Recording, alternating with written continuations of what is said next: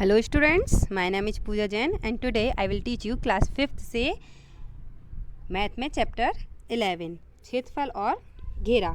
क्षेत्रफल और घेरा दोनों अलग अलग चीज़ें हैं। क्षेत्रफल का मतलब वो होता है जब हम किसी भी चीज़ को डीपली मतलब ये अंदर पूरे भाग को काउंट करते हैं तो वो उसका क्षेत्रफल कहलाता है। तो इसके लिए हम क्या करते हैं, दोनों नंबरों का मल्टीप्लाई करते हैं, गुणा कर देंगे, 5 छिक्का 30, तो ये इसका क्या कहलाएगा, क्षेत्रफल कहलाएगा। लेकिन घेरा वो होता है जब हम यहाँ से काउंट करके यहाँ से पूरा प्लस करते हैं तो उसको क्या बोलते हैं, घेरा बोलते हैं, जैसे कि मैंने आपको पुराने पार्ट में समझाया था। ओके, यहाँ पे बात चल रही है आम पापड़। पार्थ और गिनी एक दुकान पे आम पापड़ खरीदने के लिए गए। उसके कुछ टुकड़े इस तरीके से दिखाई दे रहे थे, आपको दिखाई दे रहे हैं। तो इनका क्षेत्रफल मैंने अभी आपको बताया कितना होगा, 5 छिक्का 30। ओके, एंड द नेक्स्ट 11 का गुणा हम जब 3 में करेंगे तो क्या आएगा, 11 तिया 33। तो इसका क्षेत्रफल कितना कहलाएगा, जब हम इन दोनों गुणा करेंगे तो 11 तिया 33। तो इन दोनों का क्षेत्रफल आप निकाल सकते हो ना। जब भी हम इसकी इस लंबाई का चौड़ाई में मल्टीप्लाई करते हैं तो उसका क्षेत्रफल निकल के आता है। तो दोनों टुकड़ों का क्षेत्रफल अलग अलग है। अब ये देखना है कि इस टुकड़े का क्षेत्रफल ज़्यादा है या फिर इस वाले टुकड़े का। तो हम क्या करेंगे, इसका हमारा कितना निकल के आएगा, 6 पंजे 30। तो 30 में से हम 33 में से इसका निकल के आएगा 33। तो हम किस में से किसको माइनस करेंगे, 33 में से 30 को माइनस कर देंगे तो कितना बचेगा हमारे पास आंसर, ओनली 3। तो ये वाला क्षेत्र मतलब टुकड़ा जो है वो इस टुकड़े से कौन सा बड़ा है, ये वाला टुकड़ा जो है वो बड़ा है। ओके, कितना बड़ा है, और 3 सेंटीमीटर। ओके, यहाँ पे अब आप देखिए, यहाँ पे कुछ डाक टिकट आपको लेने हैं और उनके क्षेत्रफल का अंदाज़ा लगाना है। ओके, आप अपने हिसाब से उनको ले सकते हैं। यहाँ पे कुछ पेंसिल्स वगैरह कुछ भी चीज़ें आप नाप सकते हो। यहाँ पे एक उसकी सेंटीमीटर्स की, आयत की चौड़ाई, लंबाई, टिकट, जो भी चीज़ लोगे उनकी यहाँ पे इन्फॉर्मेशन आपको फिल करनी है। यहाँ पे क्वेश्चन है, अरवास ने अपनी रसोई के फर्श पर हरी वर्गाकार टाइल से लगवाने की सोची है। जो अरवास है वो क्या चाहता है कि अपने जो घर की रसोई का जो नीचे का फर्श है उसमें क्या चाहता है, वो हरे कलर की टाइल्स लगवाना चाहता है। तो अरवास को टाइल्स लगानी है, वो भी वर्गाकार। ठीक है, टाइल्स का हर किनारा कितना होगा, 10 सेंटीमीटर। ओके, तो वो मतलब चौकोर होगी।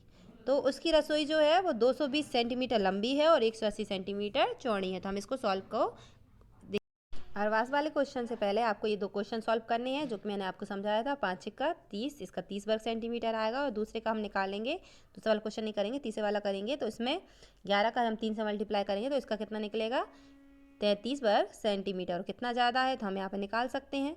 ओके, नेक्स्ट क्वेश्चन है आपका अरवास वाला। ओके, नाउ टाइल्स की लंबाई हमें पता है कितनी है, 10 सेंटीमीटर, और चौड़ाई भी उसकी 10 सेंटीमीटर है। तो इस प्रकार उसका क्षेत्रफल कितना होगा, किसी भी चीज़ का क्षेत्रफल जब निकाला जाता है तो उसकी लंबाई का मल्टीप्लाई किससे किया जाता है, उसकी चौड़ाई से। तो 10 गुणा 10, तो इसका कितना निकला, 100 वर्ग सेंटीमीटर। अब हम क्या निकालेंगे, अभी हमने टाइल्स का निकाला था, अब हम निकालेंगे रसोई की। रसोई की लंबाई कितनी थी, 220, उसका मल्टीप्लाई करेंगे 180 से। तो हमारा निकल के आएगा 22 का गुणा आप 18 से कर सकते हैं या फिर 18 का गुणा आप 22 से कर सकते हैं। ओके, 18 दूनी 36 की 6, हासिल की 3। ठीक है, उसके बाद 18 दूनी 36 और 3 कितना हो जाता है, 39। ओके, 39 वर्ग सेंटीमीटर। अब हम क्या करेंगे, अब हमें इसमें क्या निकालना है, टाइल्सों की संख्या। जब भी हमें किसी भी चीज़ की संख्या निकालनी होगी तो हम रसोई के क्षेत्रफल में काय का भाग दे देंगे जिसकी निकालनी है संख्या, जैसे कि टाइल्स के क्षेत्रफल का भाग लगा देंगे। तो हमारे पास आंसर क्या आ जाएगा, 396। कैसे जाएगा, हम इन 2 जीरो से ऊपर की 2 जीरो को कट कर देंगे। ओके, तो 250 कितनी जरूरत होगी, 396। नेक्स्ट क्वेश्चन है, एक वर्गाकार बगीचे की बागड़ की लंबाई कितनी है, 20 सेंटीमीटर। अभी मैंने आपको बताया किसी भी क्षेत्र का क्षेत्रफल निकालने के लिए क्या करना पड़ता है, लंबाई गुणा चौड़ाई करना पड़ता है। तो उसकी साइड अपन कैसे निकालेंगे, अगर हमें पता है कि जो वर्गाकार है, यहाँ पे हम एक बगीचे में लगी हुई बागड़ की बात कर रहे हैं। बागड़ जो कि इस तरीके से सराउंडेड लगी होती है चारों ओर बगीचे की। तो ये क्या हो गया, इसका परिमाप हो गया। और परिमाप का सूत्र क्या होता है, 4 गुणा 1 भुजा की लंबाई। तो जब हमारे पास परिमाप दिया गया है और हमें क्या निकालनी है, भुजा निकालनी है, तो हम इसका अपोजिट कर देते हैं। क्या कर देते हैं, 4 से गुणा करने की जगह 4 से भाग लगा देंगे। तो आंसर क्या आ जाएगा, 20 में अपन 4 से डिवाइड करेंगे तो आंसर आएगा 4 एकम 4, 4 पंजे 20। ओके, हमें भाग लगाना है। नेक्स्ट क्वेश्चन है 20 सेंटीमीटर लंबे एक पतले तार का आयत बनाया गया है। उस आयत की जो चौड़ाई है वो 4 सेंटीमीटर है, तो हमें इसकी लंबाई ज्ञात करनी है। अब अगर आयत की लंबाई और चौड़ाई अलग अलग होती है, क्योंकि उन दोनों की भुजाएं बराबर नहीं होती। अगर परिमाप हमें दे दिया गया है तो हम इसमें परिमाप का सूत्र लगाएंगे। अगर क्षेत्रफल दिया है तो हम क्षेत्रफल का सूत्र लगाएंगे। तो परिमाप का सूत्र क्या होता है? 2 गुणा लंबाई धन चौड़ाई। ओके, तो लंबाई के प्लेस पर लंबाई नोट कर सकते हैं और चौड़ाई के प्लेस पर चौड़ाई, लेकिन लंबाई मिसिंग है तो हम जो जो हमें दिया गया है उसके प्लेस पर वो राइट कर देंगे। तो परिमाप कितना है? 20, 2 लंबाई का लंबाई, चौड़ाई का चौड़ाई। अब सबसे पहले क्या करेंगे, जब 2 गुणा में दिया है तो इसको क्या करेंगे, हम भाग में लेकर आएंगे। तो जब हम भाग लगाएंगे तो इससे भाग कर देंगे तो आंसर कितना जाएगा अपना? 10। ओके, तो यहाँ 20 से अपन पहले 2 से डिवाइड कर देंगे तो इस साइड क्या बचेगा? सिर्फ लंबाई धन 4 है ना। तो हम यहाँ पे क्या करेंगे, भाग लगा देंगे तो हमारे पास आंसर जाएगा 10। 10 बराबर क्या बचेगा? लंबाई धन 4। अब 4 जो काय में है धन में है तो हम इस साइड लेकर आएंगे बराबर के, तो वो काय में हो जाएंगे माइनस में। तो धन माइनस माइनस करेंगे कितने? 4। तो कितना बचेगा हमारे पास? लंबाई अकेला बचेगा, है ना। तो हम यहाँ पे निकाल देंगे तो ये हमारे पास आ जाएगा 4 में 10 में से 4 जाएंगे तो only 6। Okay, the next question is एक चौकोर कैरम बॉक्स का परिमाप ज्ञात करना है। इधर हमें क्या ज्ञात करना है? उसका परिमाप और उसका क्षेत्रफल दोनों ज्ञात करना है।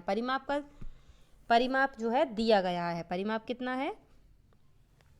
320। परिमाप कितना दिया गया है? 320। हमें पता है कि जब हम परिमाप निकालते हैं तो उसमें हम कितने का डिवाइड करते हैं? परिमाप के लिए गुणा करते हैं 4 का। किसी भी भुजा में हम 4 का गुणा करेंगे, जो परिमाप का सूत्र होता है वह यही होता है, 4 गुणा भुजा की लंबाई। लेकिन अगर परिमाप दिया है तो हम भुजा निकालने के लिए उसी 4 का भाग देते हैं। तो हमारे पास आंसर क्या जाएगा?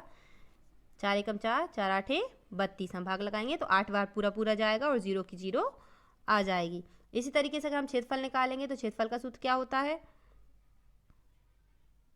क्षेत्रफल का सूत्र होता है भुजा गुणा भुजा। अभी हमने बताया था ना, दोनों लंबाई और गुणा चौड़ाई का गुणा कर देंगे तो अपना आंसर आ जाएगा। तो भुजा गुणा भुजा हमारा 80 था, 80 का गुणा हम 80 में करेंगे तो कितना आएगा?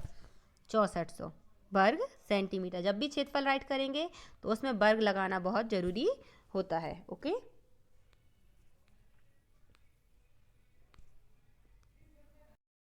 तो आपको ये सारे सवाल अपनी फेयर कॉपी पर राइट करने हैं। यहाँ पे एक डिज़ाइन दिया गया है, इसमें आप अलग अलग त्रिभुज चतुर्भुज दिए गए हैं, तो जिनके आप सेंटीमीटर वर्ग वगैरह निकाल सकते हैं। यहाँ पे एक सारणी दी गई है, सान्या, आरुषि, कबीर और मानव की। तो इनकी कुछ कुछ चीज़ें आपको दी गई हैं और कुछ कुछ चीज़ें मिसिंग है, जैसे कि इनका परिमाप कितना है। तो परिमाप निकालने के लिए वही इन दोनों को आप प्लस करोगे और 2 से मल्टीप्लाई करोगे, और क्षेत्रफल निकालने के लिए आप सिर्फ इन दोनों का मल्टीप्लाई करोगे, तो यहाँ पे आपका क्षेत्रफल निकल आएगा। अब यहाँ पे आपको क्या दी गई? लंबाई दी गई है, तो परिमाप कैसे निकालोगे? अभी मैंने आपको एक्सप्लेन किया था ना, उसी के अकॉर्डिंग आपको ये चारों सवाल करने हैं।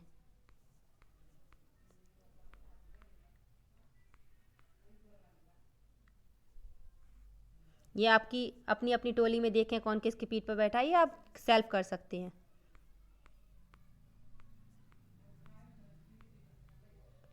ये अभ्यास का है। आगे कुछ चीज़ें दी गई हैं, इनमें भी आपको ये देखना है कि कौन सा वर्ग है, अपन मीटर में नापेंगे, कौन सा सेंटीमीटर में और कौन सा किलोमीटर में।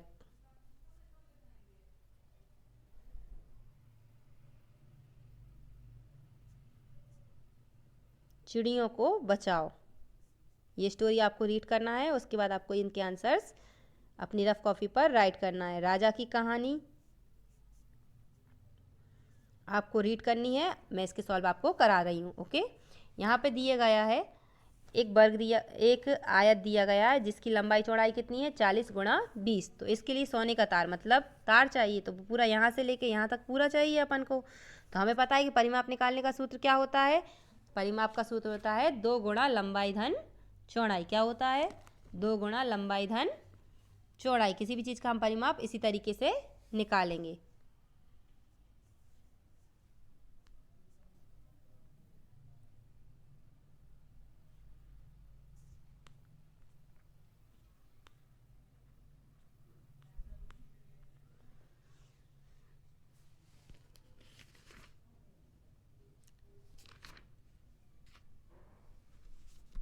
तो आप यहाँ पे प्लस कर दीजिए 40 + 20 दोनों को प्लस कीजिए, कितना आ जाएगा 40 + 20 = 60 और मल्टीप्लाई बाय 2, तो आंसर कितना आ जाएगा 120।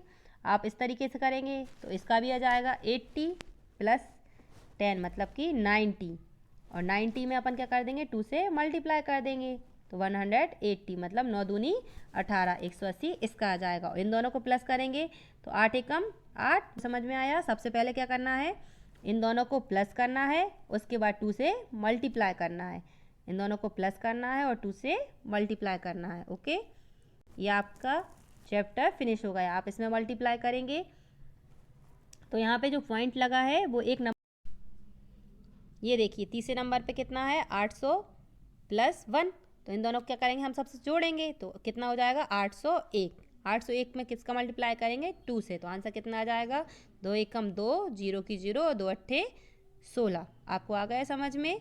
इसी तरीके से हम इसको और प्लस करेंगे नेक्स्ट वाले को, तो नेक्स्ट वाले में हम क्या करेंगे वही 8000 गुणा ये है, तो हम इसको प्लस करना है, गुणा नहीं करना है, तो 8000 + 0.1, तो आ जाएगा 8000.1